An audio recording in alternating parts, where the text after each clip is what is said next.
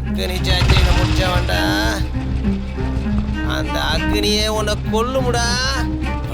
கொல்லும் கொல்லும் குடிகரப்பேன். ஓ, அந்த அக்னி என்னைக்கு இருந்தாலும் உன்னை கொல்லுமுடா.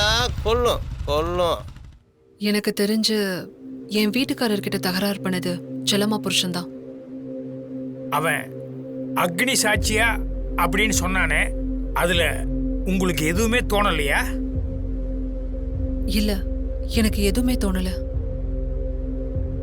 அவங்க வீட்டுக்காரிக்கும் உங்க வீட்டுக்காரருக்கும் வேற மாதிரி ஏதாவது தொடர்பு இருக்குமோன்னு உங்களுக்கு ஒரு சின்ன சந்தேகம் கூட வரலையா?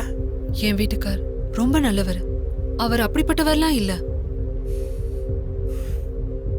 ஓகே ராஜ்கோபால் ஐயா, இவங்க நம்பர் உங்ககிட்ட இருக்குல்ல? இருக்குங்க ஐயா. அந்த நம்பருக்கு என் நம்பரை மெசேஜ் பண்ணிருங்க.